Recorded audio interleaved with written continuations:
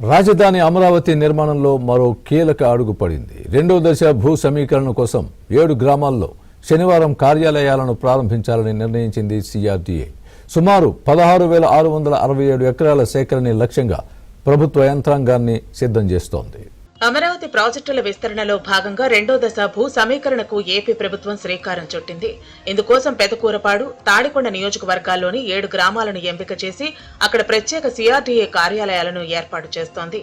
ఇప్పటికే ఈ కార్యాలయాలకు అవసరమైన ఫర్నిచర్, కంప్యూటర్లు, రెవెన్యూ రికార్డులను అధికారులు తరలించారు.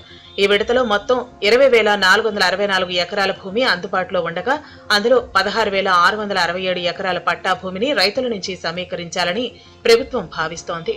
ముఖ్యంగా రాజధాని inner ring road, outer ring road, railway line, sports city వంటి భారీ ప్రాజెక్టుల కోసం ఈ భూమిని వినియోగించనున్నారు. మొత్తం 7 గ్రామాల్లో 8 సిఆర్డీఏ కార్యాలయాలను ఏర్పాటు చేయనున్నారు.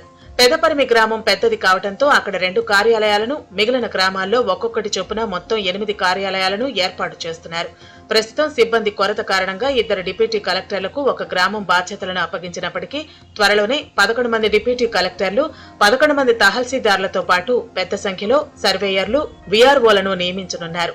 స్థానిక ప్రజాప్రతినిధుల సహకారంతో భూ యజమానులతో సంప్రదింపులు జరిపి వివాదరహితంగా భూమిని సేకరించడమే లక్ష్యంగా అధికారులు ప్రణాళికలు సిద్ధం చేశారు.